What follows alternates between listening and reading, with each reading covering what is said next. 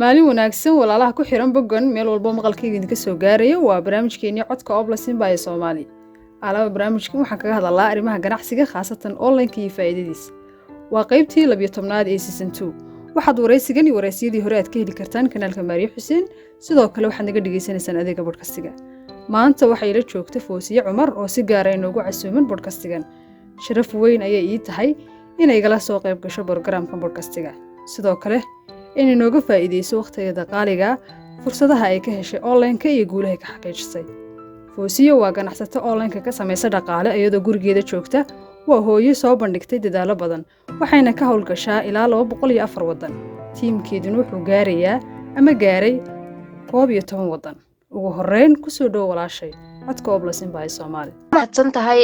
walaashay Maariyo Xuseen waan ku faraxsanahay maanta inaan marti ku ahay barnaamijkan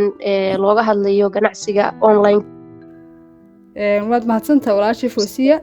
sida wanaagsan aad nooga aqbashay wareysigan inaad nasiiso adoo waqtigaagu kooban yahay. dad badan waxay isweydiinayaan Foosiye waa tuma. Maariyo walaashay aad baad u mahadsan tahay waxaan aad ugu faraxsanahay maanta inaan qayb ka noqdo wareysiyada kala duwan ee aad ka samayso ganacsiga online-ka ah. magacaygu waxaan ku noolahay dalka Kenya. waxaan muddo 2 sano ah ka tirsanahay company-ga Oblens Global kaas oo ah ganacsi online ah oo inta badan dad ku kala sugan 200 oo wadan ay ka ganacsadaan.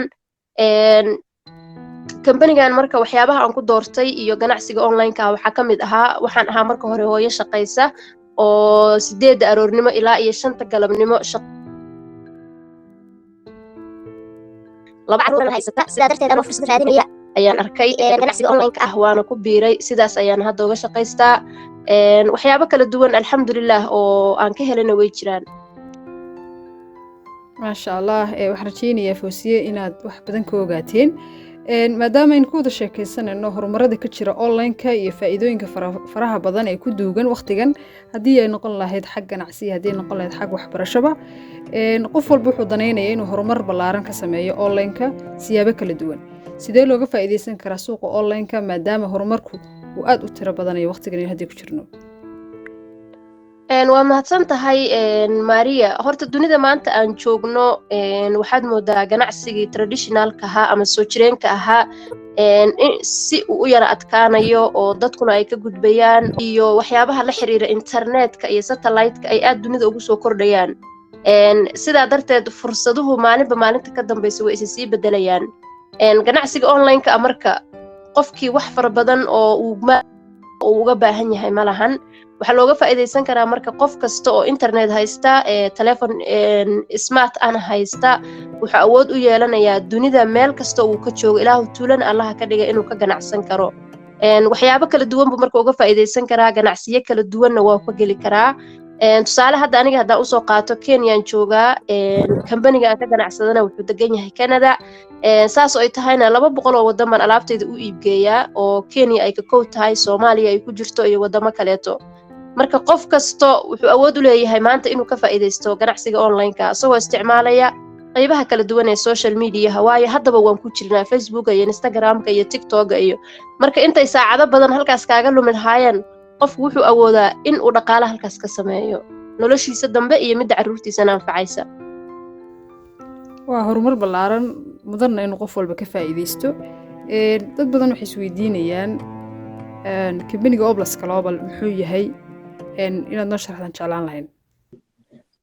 waad mahadsan tahay. Oblens Global waa company ku yaala magaalada Toronto ee dalka Canada. January-dan hadda aan joogno wuxuu jirsaday 18 sano. sanadkii 18aad buu hadda galay. waxaa la aasaasay 2005 waxaana aasaasay nin Canadian ah asalkiisana uu Iiraani yahay. markii hore uu aasaasayana wuxuu ku bilaabay alaabta fashion-ka ah ee daily use-ka ama maalin walba la isticmaalo iyo kuwa kale oo loogu talagalay dadka celebrity-ga ama dadka caanka ah inay isticmaalaan. company-ga marka maalinba maalinta ka dambaysa si uu sii kobcayay alaabo kala duwan oo badanna wuu soo saaray. marka waxaa ka ganacsada kumanaan qof sidaan hore idinku soo sheegay oo jooga ilaa iyo in ka badan 200 oo wadan. maalinba maalinta ka dambaysana wuu sii korayaa xilliga corona laga soo bilaabo ilaa iyo hadda ilaa iyo dhowr wadan baa laga furay oo ay ka mid tahay Malaysia oo ay ka mid tahay Thailand oo ay ka mid tahay Hindiya waxaa hadda dhawaan sanadkan bartamihiis aan sugaynaa marka sidoo kale in Kenya laga furo insha Allah Soomaaliyana wuu soo gaari doonaa insha Allah in laga faa'iideysto rajeenaya goormaad ku soo biirtay Company Oblas Global Fosia waad mahadsan tahay Maria waxaan ku soo biiray bishii January sanadkii 2021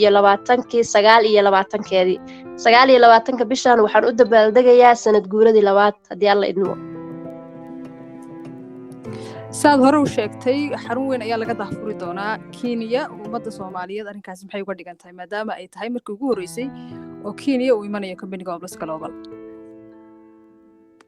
waa mahadsan tahay Maria Xuseen anigu caadiyan qof khibrad u leh ma aan ahayn ganacsiga haduu yahay online iyo haduu yahay midka traditionalka ah oo in xarun aad furato oo lacag badan aad ku maalgeliso ah wadankan aan joogno ee Kenya hadaa rabtid inaad dukaan furatid aad bay qaali u tahay oo lacag badan baad u baahan tahay inaad ku maalgashato 2020kii waxa dhacay karoonihii dadka marka shaqeeya waxa fursad loo siiyay inay guryaha ka soo shaqeeyaan aniguna waa shaqeyn jiray 8 subaxnimo ilaa 5 galabnimo fursadaas guriga laga soo shaqeeyada ah marka aniga waxay ii sahashay waqti inaan helo aan wax ku baarbaaro oo bal online kan iyo ganacsigan iyo waxaan aan ka daba ordo muddo markaan saas ku jiray ilaahay amarkii habeenada kamid ah anoo Facebook dhex wareegaya waxaan arkay Ifraax oo live ku jirto oo barnaamij ganacsiga sharaxaysa waan dhageystay kadibna Zoom link ay meesha soo dhigtay baan hadhow galay waan sii dhageystay marka marka Ifraax isoo jiitay wuxuu ahaa waxay ka hadlaysay markaan Zoom-ka galay dhaqaalaha dhaxalgalka ah baan aad u sii dhageystay waan ku qancay marka waayo waa wax haddii aad hadda abuurto 50 sano 20 sano 10 sano macnaha 60 sano oo soo socota wali qoyskaaga iyo caruurtaadii wixii ka dambeeya haddaad nolol ku gaarin ay ayagu u aay doonaan taas marka aniga aad bay ii soo jiidatay inaan caruurtayda u diyaariyo dhaqaale oo sida hadda aniga aan ugu daaray inaan shaqeeyo oo ayagi ka walwalo oo inaysan u walwalin kadib haddana markaan xogti sii helay waxaan ogaaday lacagta aan ku maalgashan karo oo aan company-ga kula biiri karo inaan awoodo waxaa kaloo fursadu ay ahayd anoo weli shaqadayda iyo gurigaygii jooga inaan ganacsiga qaban karo fursadda kalena waxay ahayd maxaa loo baahan yahay in la isticmaalo telefoonka iyo internetka labadaasna waa sii haystay maca laptopka ku dar intaasna awalba guriga ku sii jireen oo kire iyo maalgashi cusub iyo lacag cusub iyo wax cusub iyo dukaan cusub iyo midna la igama baahna waxba iskama kay bedelin markii laga reebo lacagta aan alaabta ku soo gatay kaliya sidaa darteed fursadahaas oo dhan markaan isku qiimeeyay waxaan arkay inay aad ii anfacayaan midda kalena maxay ahayd alaab wada dabiici ah daawada cadayga fountain of life shaambooyinka timaha ee ragga iyo dumarka aad bay ayaguna ii soo jiiteen fursadahaas markaan xisaabiyay waxaan gartay meeshaan inay tahay meesha aniga aan u baahnaa oo aan geli karo sidaas ayaan ku doortay aan ku bilaabay company-ga maadaama haddana network marketing-ka kambaniyada ku jira badankooda halkayday hayaan badan marka kambaniyada network marketing-ka ah hal shay ama laba shay bay hayaan laakiin Oblancy suuqiisa online-ka ah waa 5 suuq taasna waxay ahayd marka fursad kale oo iyadana aan ka dhax helay company-ga marka saasaan ku doortay Maria Oblancy Global waad mahadsan tahay walaashii Fosia asaad sheegtay waxaa jira alaabo aad u tayo sareeya oo company-gu soo saaro manala wadaagi kartaa waxyaabihii ugu saameynta lahaa muddada isticmaalisay hadday noqon lahayd alaabadu company-gu soo saaro waliba kulli haddii loo baahdo waan wada sheegi karaa laakiin hal iyo laba aan kaaga sheegayaa aniga waxaa igu saameyn badnayd daawada cadayga aniga 2019 ilaa November waxaan ahaa xaamilo ilkahaygu marka mar walba waxay u baahnaayeen in la dhaqo hooyadu markay uurka leedahayna mararka qaarkood waxyaabaha qaarkood laguma sameeyo sidaa darteed November baan umulay ana umushu ku maqan markaan saa u soo laabtay bishii labaad 2020gii haddana corona dhacay anoon weli aan ilkii iska soo dhaqin corona markuu dhacayna waxaa la yiri isbitaalada lama aadi karo oo wixii shaki baa dadka kala galayba oo waa la kala cararay shakigaas marka anoo ka baqay waaba iska joogay ma aana aadin kadib waxaan helay daawada cadayga ee Oblancy Global daawadaas marka waxay aad iiga caawisay wixii aan ilkaha ka soo dhaqi lahaayo dhan ayada igaga filaatay ilkahaygii waa ii cadaadeen wax yar baa laga yaabaa weli inay ku hareen laakiin intii aan dhaqi lahaa oo lacag badan aan ku bixin lahaa dhibaato kalena laga yaabo inaan la kulmi lahaa daawadaas iga caawisay daawadaas markii dhinaca kale loo eego waa daawo dabiici ah waxaa laga saaray maadada fluoride ee sunta ah oo dadka caafimaadkooda weliba dhanka xusuusta saameyn ku yeelata ta kalena waxay ahayd fountain of life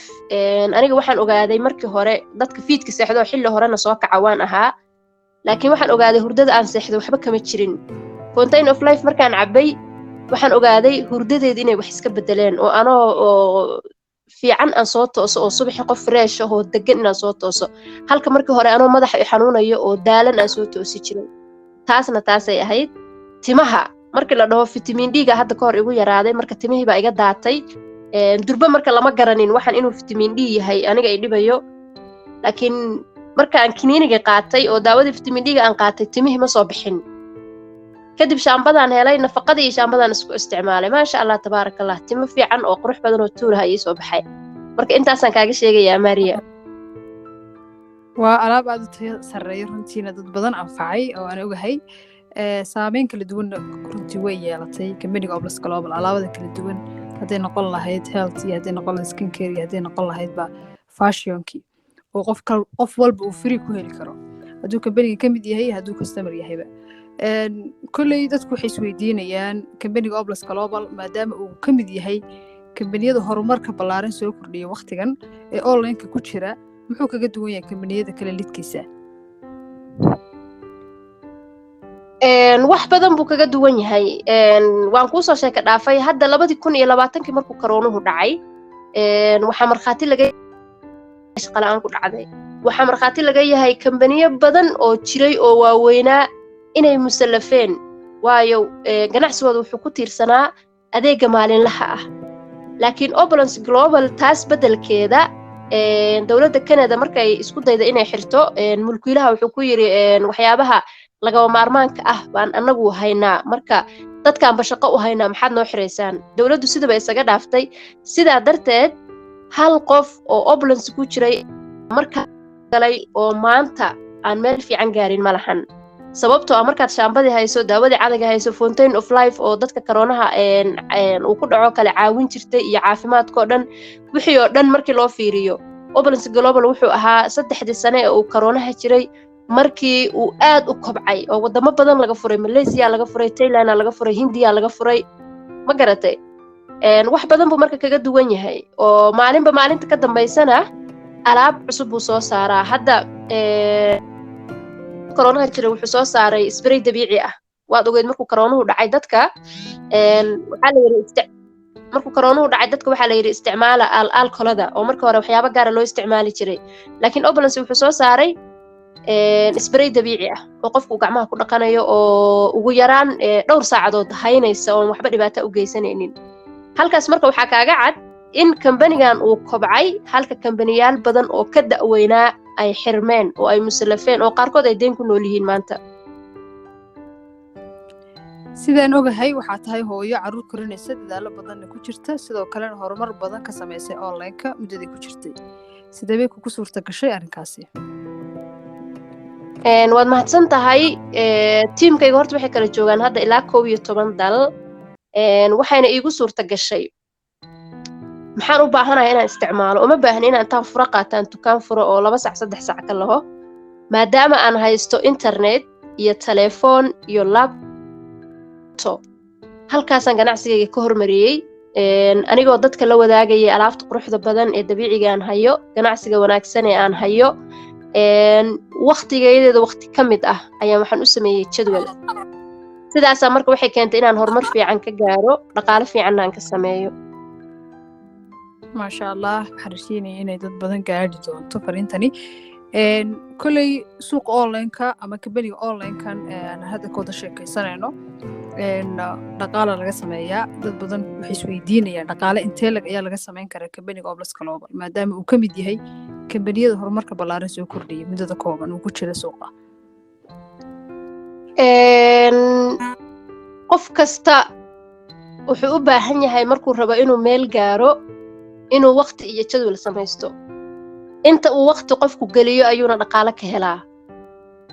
tusaale qofku haddii maanta uu iibiyo 3 dhalo oo fountain of life ah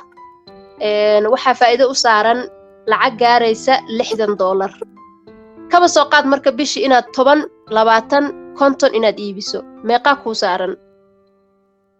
dhaqaalaha ugu yar waa inta ugu yar uu qofku samayn karo waa inta qofku markuu 3 iibiyo 60 markuu 6 iibiyo waa 120 markuu 10 iibiyo markaas waa imisa waa lacag badan ha waxaad kaloo og tahay maanta adduunyada sicir barar baa cirkaa isku shareeray qofkii maanta markaan ku qiyaaso wadankeena $200 $500 $700 qaata mid kasta boqolkiiba intaas ku korortay waxa laga yaabaa wixii $10 joogay maanta inay $3 ku korortay ama $5 ay ku korortay marka mushaarkii aad qaadan jirtay kuguma filla company aad u shaqeyso iyo cid aad u shaqeysana lacagta kuma kordhinin sicir bararkii iyo dollarkii iyo alaabtan cirkaas isku shareereen marka adoo shaqadaadi haysta haddana ganacsigan online-ka aad samaysid oo maanta $10 aad gadatid oo bishaan 20 gadid ama $30 aad gadid sicir bararkii kuma saameynayo mana dareemaysid taasna meesha way ku jirtaa iyadana marka dhaqaalaha waxay ku xiran tahay sida aad ka faa'iideysaa haddii adiga aad waqti geliso oo shaqeyso laakiin haddii aad weli ku qanacsan tahay inaad mushaar qaadato inaad mushaar qaadato sicir bararkuna uu sii weli sidiisa u sii socdo ma fiicna mar dhow waxaad arki doontaa wixii oo dhan oo isbedelay mideeda kale dunida waa guurtayba maba jirto wax la yiraahdo traditional 5 sano 10 sano oo soo socota dadka cilmigan ku takhasusay xataa systemyadii bangiga in ay isbedeli doonaan bay saadaaliyaan marka maanta la joogaa maanta daba qabo fursadani waa fursad weyn runtiina mudan in laga faa'iideysto waliba waqtigeedii bay timaan oran karaa qofka doonaya inuu ku soo biro company-ga Oblas Global maxay tahay waxa ugu yar uu ku bilaabi karo waad mahadsan tahay Maria waxa ugu yar oo uu ku bilaabi karo qofka maanta doonaya soo biro waa lacag yar oo kooban oo $350 oo Canadian ah I think dollarka Mareykanka marka inay u dhigato 250 ama 270 meelahaas oo kale wuxuu helayaa marka qofkaasi wuxuu helayaa marka ugu horeyso waxa ugu muhiimsan waxa way website caalami ah oo adoo Hargeysa jooga ama Muqdisho jooga ama Nairobi jooga London iyo New York iyo Toronto cid ka celinaysa malaha iyo South Africa adoo gurigaaga dhex jooga waa mid ugu muhiimsan oo aan xusi karo waa inta ugu yar oo uu heli doono waa inta maxaad u haysaan dadka Soomaaliya jooga maadaama fursadani ay tahay fursad aad u ballaaran company-gu ka howlgalo 204 wadan maxay tahay fursadda weyn aad u haysaan dadka Soomaaliya jooga gaar ahaan dadka Soomaaliya jooga fursad aad u muhiima oo aad u weyn oo dhaqaale fiican lagu sameyn karo oo faqriga looga bixi karo oo saboolnimada looga bixi karo oo waxa waaye dadka waalidiinta ah caruurtooda noloshooda ku dabari karaan baan u haynaa waxaan ognahay Soomaaliya wadamada ugu adeega internetka fiican inay tahay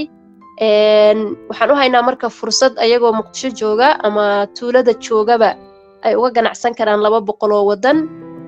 bishina ay sameyn karaan lacag ka badan $1,000 taasoo aad u dabari karta nolosha qoysaskooda marka hooyooyinka Soomaaliyeed iyo aabayaasha Soomaaliyeed waxaan ognahay in dhibaatooyinka iska soo noqnoqdeen sicir bararku iska badan yahay abaarihii dhaceen wadanka dhaqaalihiisa uu aad u sii dhamaanayo oo aad u sii hooseeyo marka fursadan online-ka ah baan aad iyo aad waxaan ugu haynaa wax aad u wanaagsan baan dhihi karaa sababtoo waana kula talinaynaaba in ay bilaabaan in online-ka ay ka ganacsadaan waayo noloshu sida ay maanta tahay ma ahaan doonto intuu sicir barar jiro abaarna soo noqonayso markuu roob imaadana fatahaad ay imaanayso waxba isma bedelayaan laakiin ganacsiga online-ka hadday abaar dhacdo iyo hadday fatahaad dhacdo iyo haddii la qaxo iyo haddii kala bartiisa buu ku taagan yahay marka fursad weyn baan u haynaa Maria haweenka Soomaaliyeed iyo aabayaashaba guud ahaan ما شاء الله وفرصة مدن اللي قفا إذا dadka Soomaaliyeed meel walba ay joogaan fursadan ma kala laha meelo gaar ah hada Soomaaliya joogto hada Soomaaliya ka baxsanta intaba way ku anfacaysaa insha Allah go'aanku idinku xiran yahay foosiye muxuu yahay hamigaagu aniga hamigayga ugu weyn oo aan rabo inaan gaaro waxa waaye horta caruurtayda inaan dhaqaale dhaxalgal ah u diyaariyo oo haddii ilmahayga barito waxyaabaha ugu badan ama ugu qaalisan ee jaamacadaha laga barto uu dhaho waan u baahanahay in uusan wax lacaga ka walwalin midda labaadna waxay tahay oo Oblas Global iiga qorshaysan inaan sameeyo inaan sameeyo macnaha bishii lacag ka badan $100,000 hamigayga ugu weyn waa kaas waana gaari doonaa insha Allah haddaan usoo koobo xataa oo aan si yar u iraahdo ugu yaraan macnaha wiigi inaan sameeyo $10,000 si dadku ii fahmaan ما شاء الله وهم وين بريضة كور رميو كل يدك حسويدينيا فوسيو أونلاين كي كشقيستا يدو كورجي يدو شوكتا عروتي يدو كورنيسا dhaqaalana ka samaysay dad badan oo Soomaaliyeedna fursadan uga faa'iideysay hamigeeduna uu wali sii socdo insha Allah ta'ala ilaahay heer badan ka gaarto marka waxaan ku weydiin lahaa halkee maanta wax ku marayaan maadaama aad ka soo bilowday meel fog haddana aad joogsid meelo aad ka rajeynaysid inaad ka sii baxdo insha Allah ta'ala aad baad u mahadsan tahay Maariya Xuseen aad baan ugu faraxsanahay horta maanta inaan wareysigan aan marti ku ahay hadda meel fiican bay wax ii marayaan meesha koowaad waxa waaye markii laga soo tago horta ganacsiga iyo alaabta aad iibinayso iyo dadka kale oo uga faa'iideynayso Oblance Global waxyaalaha kale oo ku fiican yahay waxa kamid ah horumarinta nafeed ee qofku uu leeyahay taasoo ah in maanta aniga aan awood u leeyahay inaan soo hor istaago kumanaan qof oo aan la hadlo oo aan u sharaxo ganacsiga online-ka ah taasna waxay ii tahay farxad weyn midda kalena waxay tahay maanta inaan haysto ilaa iyo customer badan oo kala jooga dal iyo dibadba oo dhaqaale fiican uu iga soo galo alaabta waxaan kaloo maanta gaaray in walaalo Soomaaliyeed oo ilaa iyo 12 dal jooga haddana aan ganacsiga gaarsiiyo oo maantana ayagana ay ku nool yihiin oo qaarkood ayba markii horeba shaqo la'aan ahaayeen laakiin hadda ay haystaan ganacsi iyagu leeyihiin welina aan rabo inaan sii horumariyo oo aan gaarsiiyo dad kale oo fara badan oo Soomaaliyeed oo ka faa'iideysan kara marka waa ka dhaqaale ahaan iyo self development-iga macnaha qof ahaaneed labaduba inaan guul ka gaaray inkastoo meeshii aan rabay weli aan la gaarin laakiin waa sii socdaa ما شاء الله وحرجينيا runtii inaad gulo badan si xaqiijiso waayo xataa hooyada dadaal badan wax badanna rabta inay mustaqbalka dhow iyo ka fog gaarto insha Allah dadaalkaaga waan kugu hambalyeynaa si gaara waliba anigu si gaara waan kula socdaa dadaalada faraha badan aad sameynayso qofka doonaya inuu foosiyo la soo xiriiro halkee ka heli karaa wuxuu iga heli karaa ma jiraan meelo gaar oo aad u tilmaamayso social media aniguna linkeyga waa soo dhigay laakiin inaad u tilmaamtaa jecelahay waxaan u tilmaamayaa Facebook-ayga Fawziya Cumar kaasoo ah midka ugu activesan oo inta badan qof kasta oo ila soo hadla aan isla markii la hadlayo okay waxaan rajeynayaa in aad hesheen Fawziya aad meel aad kala soo xiriirtaan insha Allah ta'ala baraha bulshada khaasatan ugu dambeyn maxay tahay talada ama fariinta ugu dambaysa aad u reebaysid dadkaaga Soomaaliyeed waad mahadsan tahay Maariya talada ugu dambaysa waxay tahay dunidu dhinac bay u dhaqaaqday haddii maanta aan la dhaqaaqo weyno oo dhinacay u jeedsatay aan ula jeedsan weyno way adkaan doontaa inaan la qabsano sababtoo ah tiknoolajiyadu maalinba maalinta ka dambaysa way sii socotaa wixii 5 sano ka hor jiray maanta lama isticmaalayo hadda waxaan isticmaalayna waxa laga yaabaa 5 sano ee soo socota inaan la heli doonin sidaa darteed si ganacsiga online-ka ah aad ula qabsatid oo aad ula jaan qaadid qof kasta waxaan kula talin lahaa rag iyo dumarba in maantaba ay qayb ka noqdaan oo ay sheerkooda qaataan ganacsiga online-ka ah ما شاء الله وحرجينيا talada ama fariinta idin rabtay Fawziya Cumar inaad ka faa'iideysataan insha Allah ta'ala si gaara waan kugu mahadcelinaya walaashay Fawziya waqtigaagu aad u kooban inaad naga aqbasho wareysigan